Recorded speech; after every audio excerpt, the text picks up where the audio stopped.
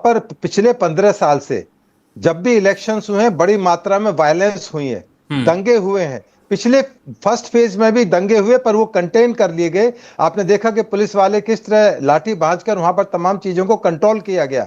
यही तो पुलिस की और एडमिनिस्ट्रेशन की ड्यूटी, यही इलेक्शन कमीशन की जिम्मेदारी है। यदि वहां पर लार्ज स्केल पर दंगे होंगे तो इलेक्शन कमीशन पर सवाल किए जाएंगे। हालांकि सवाल अभी भी पैदा किए जा रहे हैं और बिना मतलब एक इलेक्शन कमीशन जैसी संस्था को सवालों के घेरे में डाला जाए, यह पुलिस की जिम्मेदारी है, इलेक्शन की कमीशन की जिम्मेदारी है कि कोई अवैध शराब ना बिके, कोई प्रलोभन ना दिया जाए, कुछ पैसे देकर वोट ना खरीदे जाए रातों रात, कुछ लोगों को डराया धमकाया ना जाए। कुछ इलाकों में जहां पर उनको लगता है कि उनकी सीट नहीं है या उनके वोटर्स नहीं, वहां पर आगजनी की जाए। यही तो पुलिस की जिम्मेदारी है। और यदि उस पुलिस की जिम्मेदारी के तहत उन्होंने जो एक कड़ा संदेश दिया है और ओपनली दिया है, कोई डरकर नहीं लग रहे हैं, उनके साथ पैरामिलिट्री फोर्सेस दिखाई दे रही है। उन्होंने बिल्कुल स्पष्ट शब्दों में कहा है कि जहांगीर खान का नाम लेकर कहा है कि क्योंकि जहांगीर खान का जो रिकॉर्ड है पिछला, वो इस तरह का रिकॉर्ड रहा है कि उन्होंने बल का प्रयोग किया है, दादागिर्दी का प्रयोग किया है। और जो टीएमसी की सरकार है, मैं चूंकि पॉलिटिकल आदमी नहीं हूं, परंतु मुझे लग रहा है कहीं ना कहीं उनके अंदर खौफ है कि वो रिपीट नहीं कर पाएंगे, इसलिए वो तमाम तरह के जो हथकंडे हैं वो अपनाने की कोशिश की जा रहे हैं। तमाम जो आप देखें, तमाम सोशल मीडिया के अंदर देखें किस तरह के उनके जो लोग हैं वो लोगों को धमका रहे हैं, परेशान कर रहे हैं, और इसलिए एक फियर का, एक डर का माहौल क्रिएट किया जा रहा है। तो इसलिए इलेक्शन ऑब्जर्वर की जिम्मेदारी है। इलेक्शन ऑब्जर्वर इसलिए दूसरे स्टेट से बुलाए जाते हैं। अब अजय पाल उत्तर प्रदेश से आईपीएस ऑफिसर है, इसलिए उनको डिप्लॉय किया गया है क्योंकि वो उस क्षेत्र को बिलोंग नहीं करते हैं, तो उनकी निष्पक्षता पर किसी तरह का कोई सवाल ना उठाए। वे जी, तो हमारे इसलिए भाजपा से साथी प्रदीप जी भी जुड़ गए हैं, उनसे भी जवाब ले लेते हैं। आपको काफी देर से सुन रहे थे, आपके पास फिर लौटेंगे, कई हमें कानूनी पेचीदगियां भी समझनी है। प्रदीप जी, बहुत स्वागत है आपका वन इंडिया पर। आपसे समझना चाहेंगे सर, इस तरह का जब वीडियो आता है, इस तरह का जब सर कोई भी वीडियो आता है तो किस तरह से आपकी पार्टी रिएक्ट करती है? और उससे भी दिलचस्प बात यह है कि जो आप पर आरोप लग रहे हैं कि टीएमसी नेताओं को डराने के लिए, वोटर्स को भड़काने के लिए, वोटर्स को वोट टीएमसी के पक्ष में रोकने के लिए आप लोगों ने इस तरह का प्लान किया, और लगातार इलेक्शन कमीशन के साथ आपकी मिलीभगत के आरोप लगते ही रहते हैं। और ये भी कहा जा रहा है कि एक बार फिर आप लोगों ने मिलके इस तरह की छवि वाले एक आईपीएस को ऐसे क्षेत्र में डाला है, एक ऐसी जगह में डाला है बंगाल में जहां पर इस तरह की घटना की, अप्रिय घटना की संभावना सबसे ज्यादा है। और बीजेपी को डर था कि हमें वोट वहां कम मिलेंगे, शायद अब मिल जाएंगे। नमस्कार आदरणीय विज जी को भी नमस्कार, और दर्शकों को मेरा सादर प्रणाम। देखिए, सबसे पहले मैं कहूंगा कि देखिए, ये देश संविधान से चलता है। यहाँ पे किसी व्यक्ति या किसी पार्टी या उसकी बात नहीं होती। अब अगर पुलिस अगर संवैधानिक बातों का आधार लेकर के संविधान को इम्प्लीमेंट कराने का, यानी उसको आधार में ले आने का प्रयास कर रही है, तो इसमें तकलीफ क्यों हो रही है? अब आते हैं, देखिए, मूल मुद्दे पे आते हैं कि आखिर विपक्ष इस तरह के षड्यंत्रकारी। देखिए, आदरणीय विज जी ने एक बात कही कि ये वीडियो डॉक्टेड भी हो सकते हैं, टेम्पर्ड भी हो सकते हैं, एआई जनरेटेड भी हो सकता है। अब महुआ मोइत्रा जी जो है वो अपने ग्राम प्रधानी का चुनाव नहीं जीत सकते। वो भले ही सदन में झंडे गाड़ देती हो बोलने के, और वो विपक्ष की नेता है, उनका संवैधानिक अधिकार है, लेकिन क्या किसी ऐसे व्यक्ति को जो कार्यपालिका से संबंध है, जो संविधान से बंधा हुआ है, अरे आपके पास अगर विरोध है तो आपके पास संवैधानिक आपके पास विकल्प है, आप व्यक्तिगत क्यों हो रहे हैं? और देखिए, राजनीतिक दल है तो निश्चित तौर पे इस पे आरोप तो लगेंगे ही, उसमें कोई परेशानी की बात नहीं। चुनाव आते हैं जी, लेकिन बंगाल में जो बातें होती थी इसके पहले, या जो बंगाल की दशा रहती थी, उस आप देखेंगे तो लोगों की हिम्मत नहीं होती थी अपना मत डालने की। क्या कोई भी नागरिक, वो किसी भी धर्म जाति से आता हो, क्या उसका अधिकार नहीं है कि वो अपना मताधिकार का प्रयोग करे? और आप चाहेंगे कि केवल आपको जो वोट दे आप उनको जाने दें, बाकी सबको आप वो जो है स्याही भी ना लगने दें? तो ऐसा कैसे चलेगा?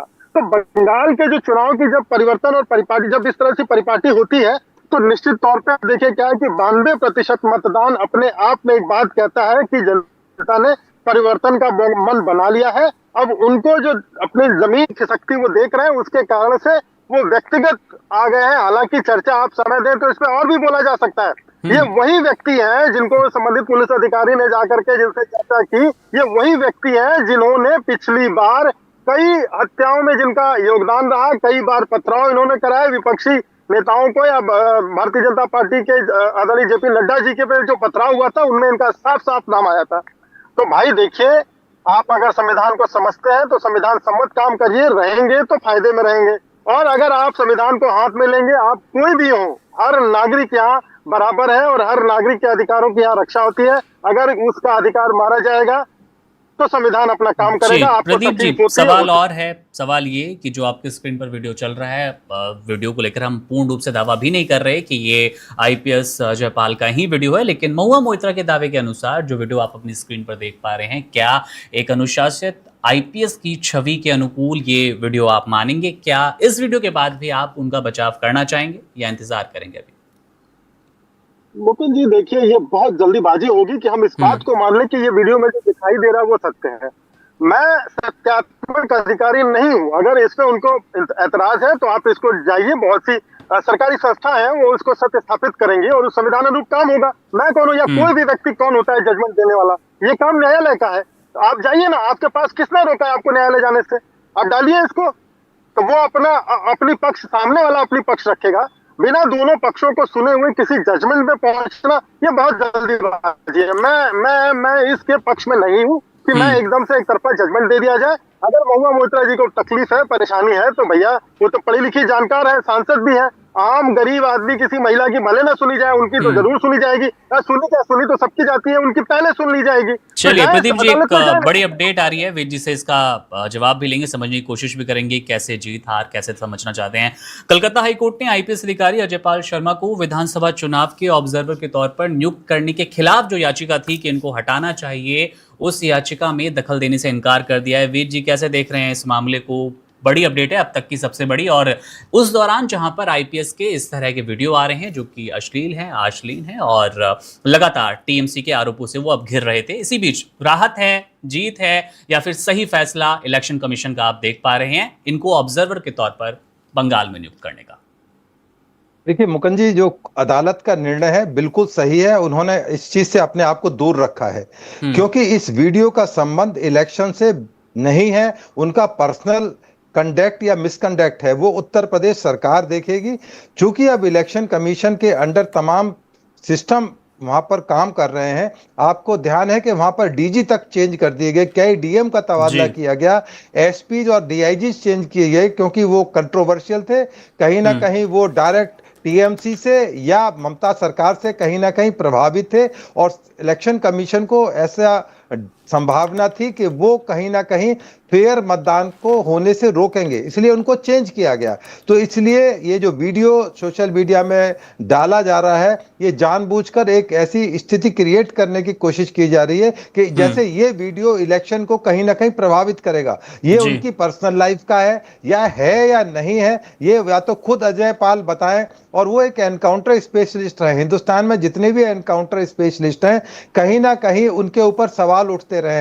यहां से लेके महाराष्ट्र तक, दिल्ली तक जितने भी एनकाउंटर स्पेशलिस्ट हैं उनके ऊपर पिक्चर बनी है, उनके ऊपर कहानियां बनी है, उन पर तमाम किंवदंतियां बनी है, करप्शन के साथ उनको जोड़ा गया है। तमाम तरह की चीजें सोशल मीडिया में मौजूद हैं, कुछ असली हैं, कुछ नकली हैं और कुछ चीजें ऐसी हैं जो कभी सामने ही नहीं आती। इसलिए इस वीडियो का लिंक इलेक्शन के वेस्ट बंगाल से कनेक्ट करना मुझे नहीं लगता है वाजिब है। और अदालत का निर्णय बिल्कुल सही है कि ये election commission is competent to take action in this matter, यदि ऐसा है। और इलेक्शन से इसका कोई संबंध नहीं, ये तो तय है कि इस वीडियो का इलेक्शन से कोई संबंध नहीं है। और जहां तक ऑब्जर्वर का संबंध है, इलेक्शन कमीशन द्वारा ऑब्जर्वर अपॉइंट किए जाते हैं और बड़ा सोच समझकर वो अपॉइंट करते हैं, क्योंकि इनकी जो छवि है बिल्कुल एक धुरंधर वाली है कि आर पार की लड़ाई लड़ने वाली है। क्योंकि इलेक्शन का जो माहौल है वहां पर वेस्ट बंगाल में बिल्कुल लड़ाई जैसा है, क्योंकि जिस तरह से वहां पर समाचार मिल रहे थे काफी समय से कि वहां पर लार्ज स्केल पर बूथ कैप्चरिंग होगी, हंगामा होगा, मारपीट होगी। और इलेक्शन के जो दौरान जो रैलियां हुई उनमें इस तरह के सीन देखने को मिले। हालांकि उसमें काफी हद तक गिरावट आई है और इलेक्शन कमीशन ने जो ऑब्जर्वर किए उनको इतनी पावर्स दे दी गए हैं उनके पास में, इलेक्शन कमीशन ने अपने पास से डेलीगेट किए हैं कि वो रिपोल भी करा सकते हैं। उनको लगे कि जहांगीर खान के इलाके में कोई दादागिर्दी, गुंडागर्दी या अवैध वितरण से कोई वोट प्रक्योर किए गए हैं तो वो रिपोल का भी ऑर्डर दे सकते हैं। तो इतने बड़े पावरफुल जो एक शख्सियत है उसको इस तरह से उसके पर्सनल एक मैटर को इस तरह से हाईलाइट करना और इलेक्शन से जोड़ के देखना ये बिल्कुल वाजिब नहीं है। आपका कोई बिल्कुल उनसे विज जी, एक पर्सनल सवाल और नजदीक है वो आप जो उस कि तरह से निकाल हमारे सकते हैं। दर्शक बार बार पूछ रहे हैं और कमेंट्स बॉक्स में भी वही चल रहा है। जब से इनका ये वीडियो महुआ मोइत्रा जी ने सुबह शेयर किया, 6-7 घंटे का वो वक्त बीत गया, लगातार कहा जा रहा है कि इनको ऑब्जर्वर के तौर पर हटाइए, इनको बंगाल छोड़ देना चाहिए। सर आप कैसे देख पा रहे हैं, अगर ये वीडियो इसमें कुछ थोड़ी भी अगर सच्चाई है तो अजय पाल जी क्या अपनी ड्यूटी पे तैनात रहेंगे या नैतिक रूप से वहां से हटने की कोशिश करेंगे? क्योंकि एक दिन ही है, कल ही ये चुनाव होने हैं, 29 अप्रैल का वो दिन निर्धारित है। ड्यूटी के बाद क्या कोई जवाब देने आएंगे या फिर हम देख सकते हैं, या कोई ऐसी आशंका है कुछ देर बाद, कुछ घंटों बाद कोई पोस्ट, कोई टिप्पणी ऐसी आती है अजय पाल जी की ओर से कि वो हटना चाहते हैं दक्षिण परगना से जहां पर उनको नियुक्त किया गया ऑब्जर्वर के तौर पर? नहीं, इन स्थितियों में एक निर्भीक पुलिस ऑफिसर को बिल्कुल नहीं हटना चाहिए। ऐसी स्थितियों का मजबूती से पालन करना चाहिए, इलेक्शन को कंडक्ट कराना चाहिए। स्मूथ एक इलेक्शन होगा तो एक मैसेज जाएगा कि इस तरह के जो वीडियो जानबूझ के इंटेंशनली किसी के कैरेक्टर पर, अब महुआ मोइत्रा या तमाम इनके बीजेपी के जहांगीर खान, तमाम जितने नेता हैं उनकी यदि तमाम पिछली लाइफ देखी जाए तो इतने ज्यादा वीडियो हो जाएंगे कि हम और आप पूरी रात भी उन वीडियोस को देखते रहेंगे तो ये डिबेट कभी खत्म नहीं होगी। इसलिए पर्सनल कंडक्ट को इलेक्शन के साथ जोड़ना ये बिल्कुल वाजिब नहीं है। इसलिए हाईकोर्ट ने मना कर दिया है। उनको कौन मना करता है? दिल्ली में इलेक्शन कमीशन ऑफ इंडिया का पार्लियामेंट स्ट्रीट पर अशोका रोड पे ऑफिस है, वो आए अपनी दरखास्त दें। उनको ये लगता है कि ऑब्जर्वर ठीक कंडक्ट नहीं है उनका, तो उनको इलेक्शन कमीशन 1 मिनट के अंदर हटा सकते हैं। आज तो डिजिटल का टाइम है, केवल एक मैसेज देके, एक मोबाइल पर मैसेज देकर उनको हटाया जा सकता है। तो ये इलेक्शन कमीशन इन तमाम चीजों को देखता है। वहां तमाम कंट्रोल रूम बने हुए हैं, स्टेट का कंट्रोल रूम अलग है, इलेक्शन कमीशन का अपना हेड ऑफिस के अंदर कंट्रोल रूम है। एक एक चीज को वहां पर काउंट किया जाता है, तमाम स्ट्रेटेजी बनाई जाती है। मुकुंद जी, महीनों पहले तैयारी कर दी जाती है, रिहर्सल किए जाते हैं, किस अफसर की कहां ड्यूटी होगी, कौन सिपाही, मतलब सिपाही तक की ड्यूटी फिक्स होती है कि कौन सिपाही कहां पर होगा, कि जो सेंटर पैरामिलिट्री फोर्सेज हैं कौन कौन से स्टेट से यहां पर डिप्लॉय की जाएंगी। तो ये तमाम चीजें एक प्रक्रिया का तहत है। इस तरह की वीडियो से इलेक्शन की प्रक्रियाओं पर कुछ फर्क नहीं पड़ता। जहां तक उनका पर्सनल एक मैटर है, ये उनकी पर्सनल चॉइस है कि उनको एक डिफेम करने की कोशिश की जा रही है, वो हटते हैं या नहीं हटते। परंतु मेरा कहना है कि बिल्कुल नहीं हटना चाहिए, उनको मजबूती से ड्यूटी देनी चाहिए और एक मैसेज देना चाहिए कि यदि इस तरह की वीडियोज या वो डाली जाए, वो उससे डेटरेंट नहीं है, वो उससे डरने वाले नहीं। अपने जो कर्तव्य जो उनको दिया गया, जो उनकी ड्यूटी दी गई है, वो उसको पूरी तरह से निभाएंगे और सफलतापूर्वक इलेक्शन कराएंगे। बाकी ये सब राजनीतिक बातें हैं कि कौन किसने कौन जीता कौन हारा, ये तमाम इलेक्शन कमीशन की चीज है, तमाम कोर्ट्स इसके लिए मौजूद हैं। तो प्रदीप जी से समझ लेते हैं सर, राजनीतिक कौन सा एंगल और राजनीतिक कौन सी रोटियां सेकने की कोशिश कर रही है टीएमसी। सर एक तरफ अनुशासन की दुहाई और दूसरी तरफ ऐसी तस्वीरें, क्योंकि हमने दोनों वीडियोस प्रदीप जी आपको भी दिखाए, क्या ये दोहरा मापदंड नहीं है? क्योंकि हम आप यहाँ बैठ कर डिस्कस कर सकते हैं, लेकिन जब आम जनता उन वीडियोस को देखती है, एक दिन पहले ऐसा वीडियो आता है जो कहीं ना कहीं ऊर्जा भरने वाला है, बताने वाला है कि बंगाल में किसी तरह की हिंसा नहीं होगी, बंगाल में मैं खून खराबा होने नहीं दूंगा, और दूसरी तरफ ऐसा वीडियो आता है, तो जनता कैसे तय करे सच कौन सा है इसमें से?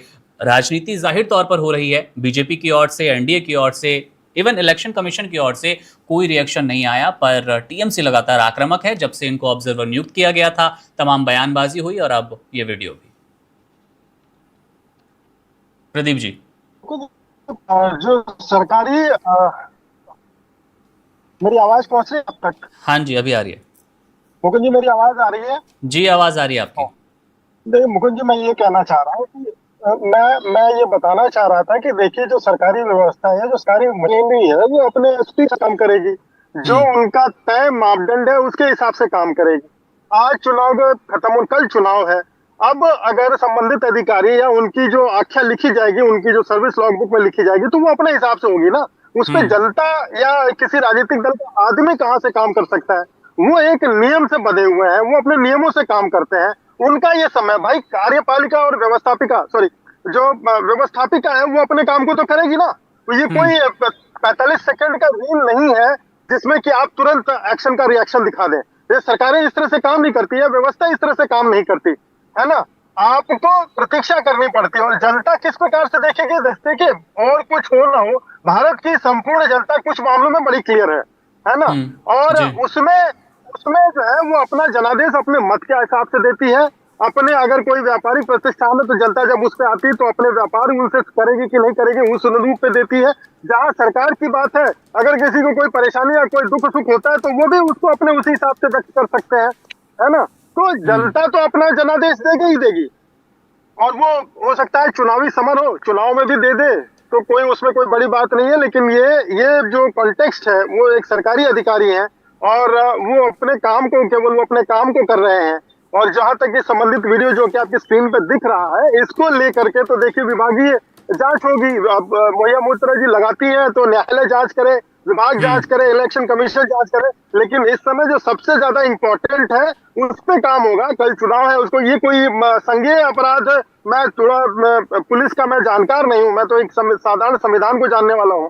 तो संवैधानिक तौर पे अगर इसमें कुछ होगा तो संबंधित विभाग कार्रवाई करेगा। ये कोई ऐसा संज्ञेय अपराध तो है नहीं कि किसी जान मार दी, किसी के व्यक्तिगत है। और आपने ये वीडियो की सत्यता क्या है, सबसे पहला प्रश्न तो यही है।